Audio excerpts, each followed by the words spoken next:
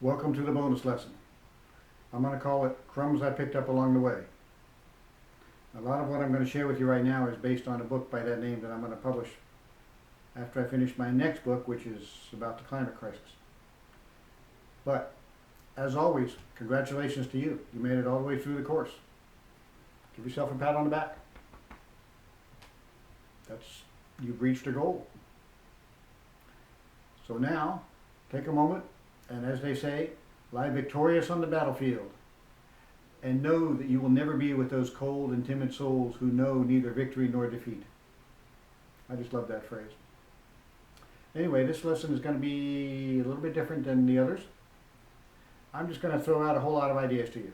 Now, probably nothing in this lesson is going to be terribly new to you. You've probably heard these things more than once. But all of us need to be reminded once in a while of the basics. So here goes. We're going to start off with what at this point is probably the most important question of all. Have you committed to yourself and started the 30-day challenge of reading and thinking about and writing about those morning and evening questions and creating and formulating your own questions? Have you? If not, I'm going to ask you to do one or two things for me.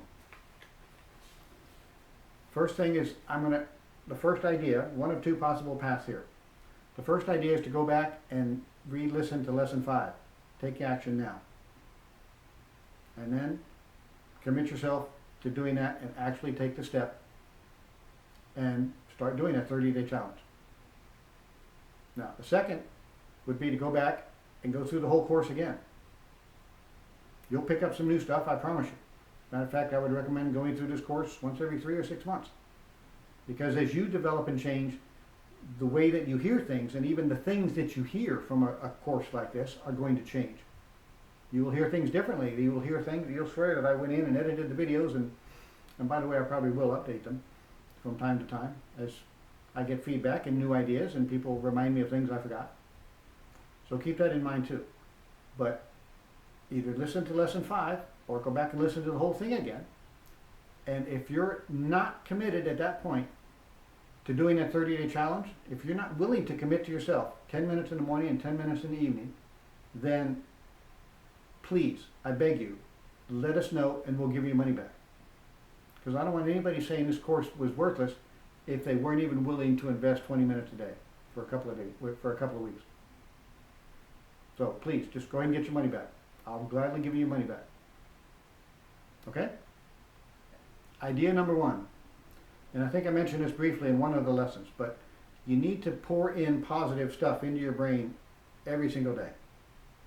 Now there's lots and lots and lots of different ways to do that. YouTube right now has a bazillion wonderful things to listen to that are positive. Things like Will Smith talking about his work ethic. And Roy Jones talking about just do it and do it and do it and do it. Those are some of the ones that come to mind for me. But you take the responsibility. Again, your life is whose responsibility? Take the responsibility to find some good positive stuff that you like. It works for you. It doesn't matter what works for me. It only matters what works for you, to motivate you. And put in some positive stuff. So find the positive stuff that you like and put it in every single day.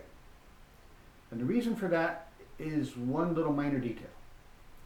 And that is, if you want something positive to come out, if you want your brain to come up with positive solutions to something, you're going to need to have some positive stuff in your brain. Because if all you got is the evening news and CNN and Fox News and all that other stuff in your brain, there's not a whole lot positive to pick from when your brain goes to find the solution to a problem. Now the thing is, in the human brain, basically there is no delete key. So everything negative that your life has put in so far into your brain is there. And the only way to dilute that negative so you're positive is to put in a lot of positive stuff in your brain. Every single day. Don't miss a day. Whatever works for you. If going to church is a positive thing for you, then that's a great thing to do. But on the other days, do some other things also. Every single day. Do not miss a day to put in something positive in your brain. Now the next thing, and I know you've heard this probably dozens and dozens, if not more, times. You have to get comfortable being uncomfortable. If you're going to grow and develop as a person, as a business person, in a relationship, in any way at all, you're going to have to go outside your comfort zone. That's just the way it is. There is no growth in comfort, and there is no comfort in growth. It's going to be uncomfortable. And I just want to share a little personal story here.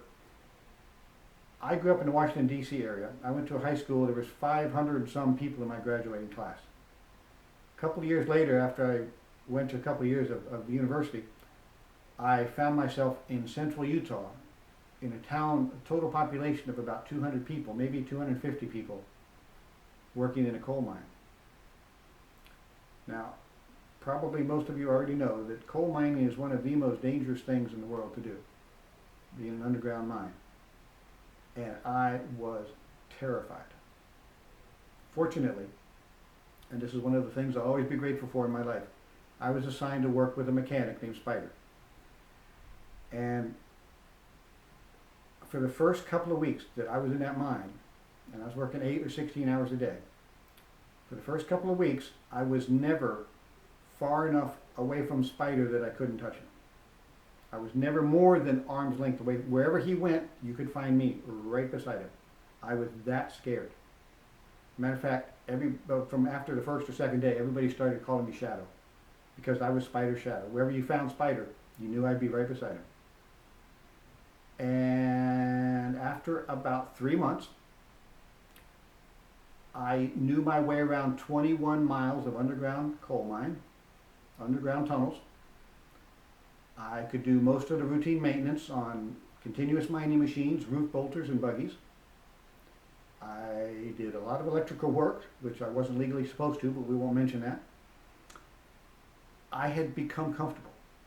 And something that was equally important to my pride, my personal pride, was that I had proven that I was a decent worker.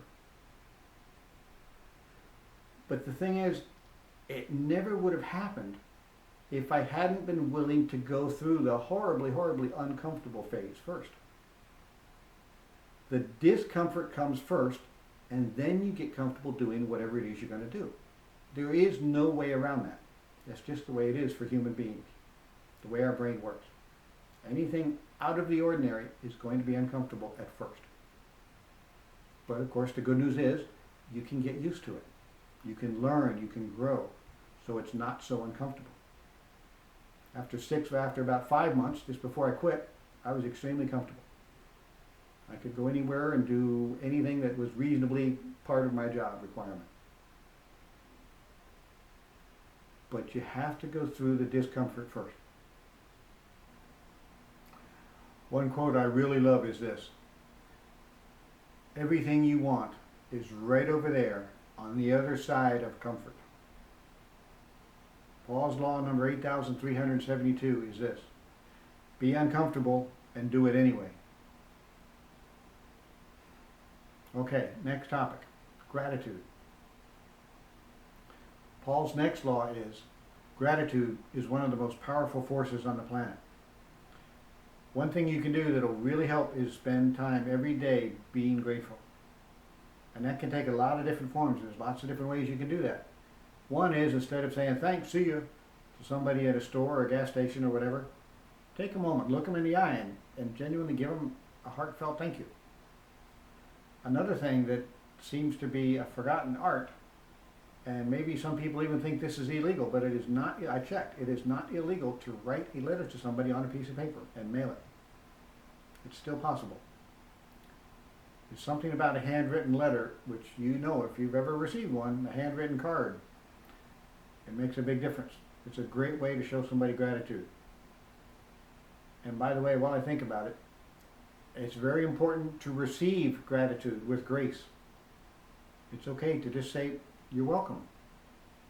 You don't have to make excuses or deny yourself or deny the person the pleasure of giving you gratitude, being grateful to you.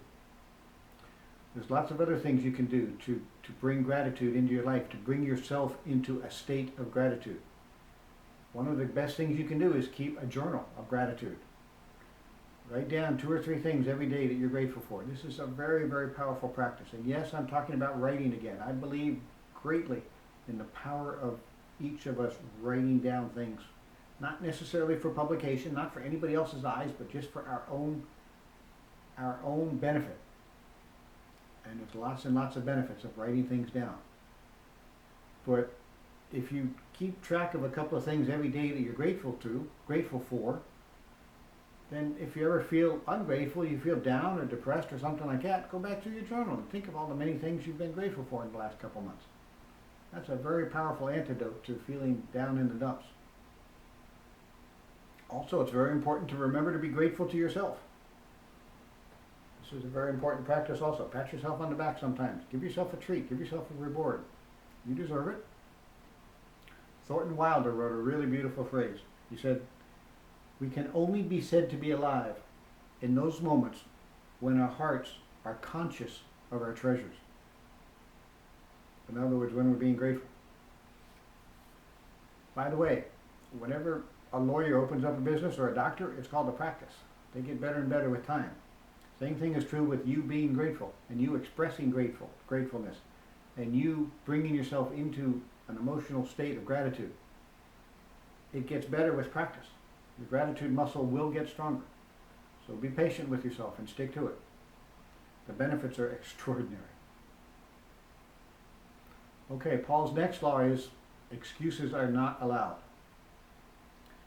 The next time you find yourself making an excuse, go back and skim over lesson 3, the way you formulate a question to propel your mind toward an answer which is going to take you toward your goals instead of away from your goals. So if you say, well, I just don't have enough money, go back and think of that. That's the negative. So write that in the positive. Step number 2 is write that in the positive. I have enough money for the important things. Step number 3 is make a question out of that. Why? Why do I always seem to have enough money for the important things? And then your brain will start coming up with answers. Because I budget, because I do this, because I save money at the store, because I clip coupons, whatever you do. But that's a much more productive way to run your mind than just saying, oh, I don't have enough money to do something. I don't have enough money to start the business. I don't have enough money to do whatever. Again, it's your mind. You can sit there and make excuses, or you can review lesson 3 and make a question, which your brain will answer in the positive way. And that's a much better way to run, much more productive way to run your life. And speaking of excuses, Wayne Dyer writes, "The creative conscious mind can do almost anything it is instructed to do. It can change thoughts at your bidding, practice affirmations you create, wander in blissful meditation at your invitation, and learn almost any new skill at your insistence. It can think of everything you direct it to." Now he doesn't say this in this quote, but also it can answer any question you ask of it. "Through discipline, effort, and continual practice, it can also accomplish almost anything that you focus your thoughts on." So really, there are no excuses. You can achieve virtually anything you can imagine. Here's another quote I love. William Wadsworth. He wrote, "Habits rule the unthinking herd." So again, the next time you feel yourself making an excuse for something you know you have a shot at doing, go back, create a question, organize your mind in a different way. Use your mind in a different way. Direct your mind in a different way. You might consider this question. How would I, fill in the blank, if I couldn't make any excuses? How would I start this new business? How would I make that investment? How would I go to my son's basketball game? Whatever it is. Again, create a question that's going to take you where you want to go. Your brain will answer it. Making excuses, like most other human behavior, is a habit. In my life, I've seen many times where a human being has broken a 30-year habit, drugs, alcohol, etc., just because a single thought went across their brain. Now, most of us don't have that much passion and motivation to break a habit like that in a single thought. But you can break a habit. You can create new habits. It is possible. Take a little work, yes, but it is possible. Henry David Thoreau wrote, "As a single footstep will not make a path on the earth, so a single thought will not make a single pathway in the mind. To make a deep physical path, we walk again and again. To make a deep mental path, we must think over and over the kind of thoughts we wish to dominate our lives." So again, give yourself a little bit of patience. Great change does usually not come in an instant. But work on developing habits, especially if you have that habit of making an excuse. Or in my case, lots of excuses. Work on developing new habits. It'll pay off. What is the one characteristic that solves almost all human problems? Persistence. Calvin Coolidge is credited with this quote: "Nothing in the world can take the place of persistence. Talent will not. Nothing is more common than unsuccessful people with talent. Genius will not. Unrewarded genius is almost a proverb. Education will not. The world is full of educated derelicts. Persistence and determination alone are omnipotent. The slogan, 'Press on,' has solved and always will solve the problems of the human race." All of us come to a point where we get so frustrated we want to quit. Find a way to manage your brain so that you don't. What I do, I say, I'm going to quit tomorrow. But of course tomorrow, it's today, and so it's not tomorrow yet, and so I can't quit. So I kind of fool myself into giving myself permission to quit temporarily. I'm going to quit tomorrow. That's it. I've had enough. But then I go to sleep and wake up and feel rested, and hope dawns again, and we press on, and we persist, and we take another step forward. And that's the way you reach your goals. One step at a time, one day at a time, one action at a time. For me, another one of the big keys to being persistent is just remembering the long-term goals. If you focus on your why and your what, not so much your how, but your why and your what, that will give you the persistence to do just about anything. Another thing that's pretty important for most of us, unless you're Rain Man or somebody like that, is you need a good support team. And again, we talked about this in one of the earlier lessons, but many of the people that we're around have the tendency to bring us down. You need to cull people out of your life or do whatever you need to do so that you don't have that negative energy being dumped on you all the time. Find people that will support you, that will uplift you, that will help you move towards your goals. Sometimes that's a tough choice you have to make. Do I want my goal, or do I want my friendship?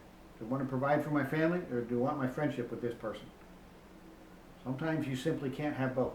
You have to decide. And those are tough decisions. But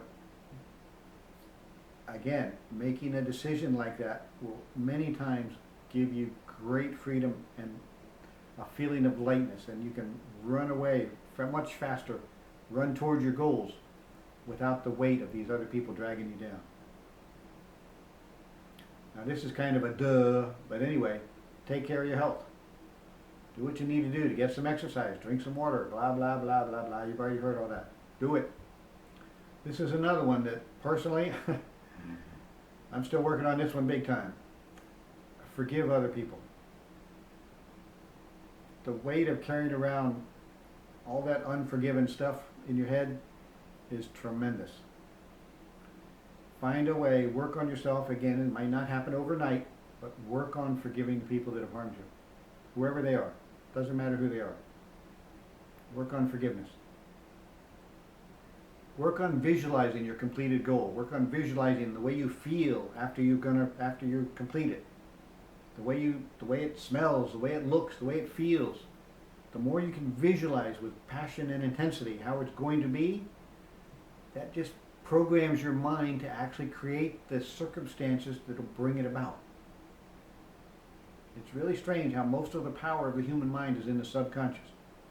So you want to always be putting in stuff into your mind. It's going to go into your subconscious. It's going to come out in a positive way. I saw a TED Talk the other day. And by the way, again, TED Talks are absolutely wonderful. One thing that's great about them is they're limited to 20 minutes. But I saw this TED Talk the other day, and this guy who's pretty successful, pretty intelligent guy said, I haven't watched TV news, I haven't watched the news or read a newspaper in 20 some years. And that really hit me upside the head with like a 2x4. Because I'm a news junkie. That's one of my many vices. I listen to and watch a lot of news, much more than I should. So that's something I need to work on.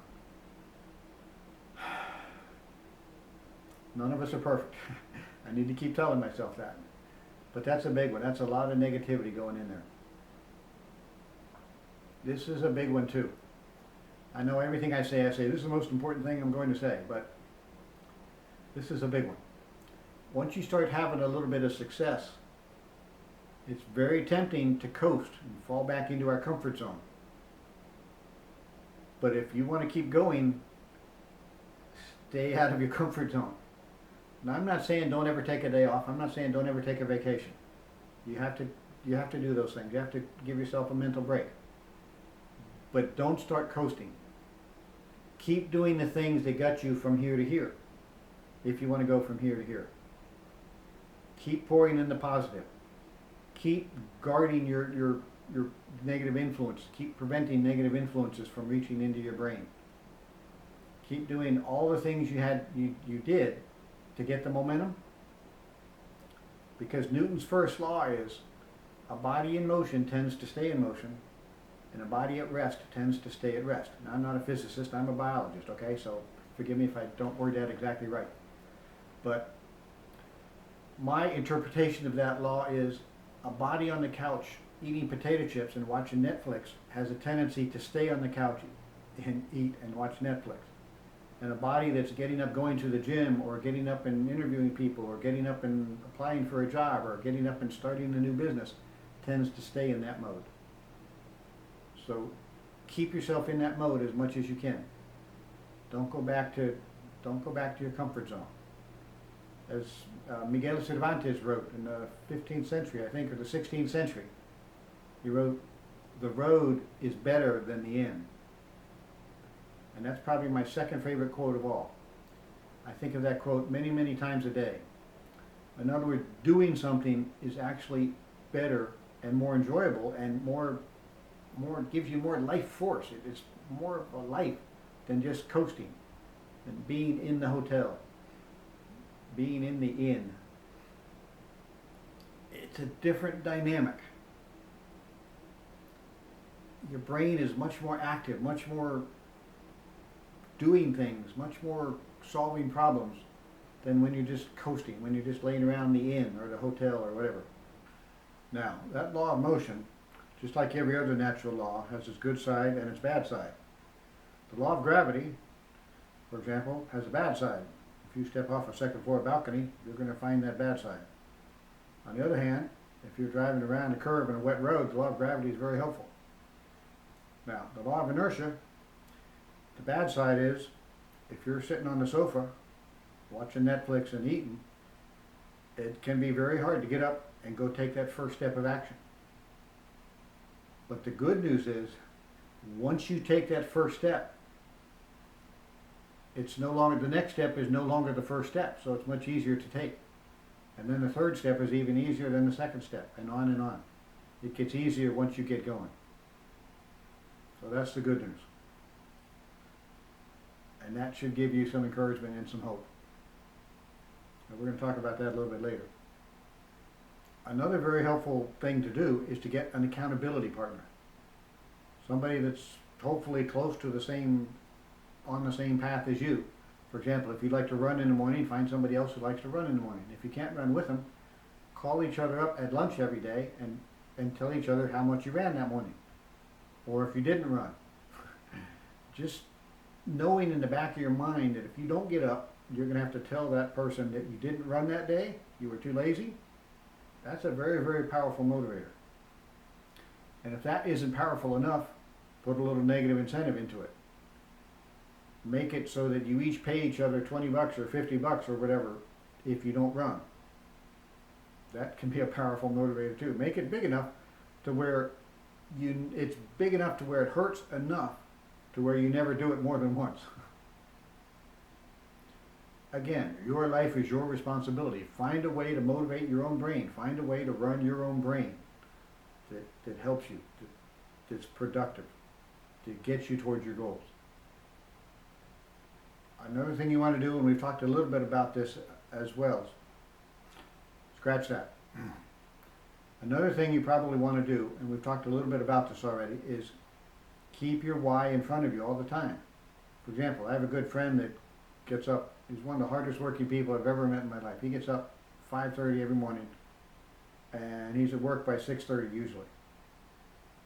And that's about the time I'm usually going to bed.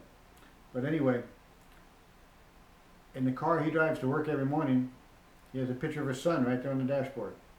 And I know he looks at that picture every single day that he gets up and goes to work. That's one of his main motivations, providing for his children. Again, find a way that works for you. Find a way to keep your goals in front of you. If you do it by listening to audio files on your phone, that's great. If you do it hanging pictures around and things like I do, that's great too. Whatever works for you, but do it. Okay, so far we've talked about 5 major points in this course. Building your self-esteem. Number 2 is realizing that adversity is the launching pad for you to reach new heights. Number 3 is formulating questions to ask yourself all the time. Questions whose answers move you toward your goals, not away from them. 4 is taking responsibility for your own life. And 5 is simply taking action. Managing your brain in such a way that you are able to consistently take action. Now, Tony Robbins, I quote him a lot, but one of the things he says that I like a lot is this. He says, most people greatly overestimate what they can do in a month or two and greatly underestimate what they can do in a year or two. So, think long term. Be patient with yourself. Give yourself a little bit of slack if you need to, but keep taking action. You'll get there. And the incredibly cool part about all of this is the way it creates a positive feedback loop. All these little pieces, when you start adding them in, they create positive feedback for each other. For example, you take a step towards your goal, whatever your goal is. That step is going to give you more self-esteem. So you're going to be able to take another step a little bit easier. So you have more self-esteem. So you can set some even bigger goals. So people look at you differently and opportunities come to you. And because you have a positive frame of mind, because you've been putting things in positive into your brain, you see opportunities you didn't see before. And that pushes you further towards your goals. And on and on. It's a very, very powerful process when all of these things start coming together. And that's why in the long term, in a year or two, you can make far, far more progress than you can imagine right now. And that should give you hope. And speaking of hope, you would think that the purpose of this course was to give you some specific techniques and things we've talked about, and that's one of the purposes. But honestly, I have a hidden agenda. My real purpose in producing this course and sharing it with people is to give you hope. Because if you have a goal, and you do, or you wouldn't be paying attention to this course, and you have a why, and I'm sure you all have some more than one why, something that motivates you. If you take that goal and the why and add a little bit of hope and a little bit of action, you're going to start moving towards your goals. It's just the way life is. You will start making progress. Be persistent, and you'll make even more progress. Hope. For many of us, hope is a very rare commodity. We've lost hope. with COVID and wars and everything that's going on these days, it's easy to lose hope.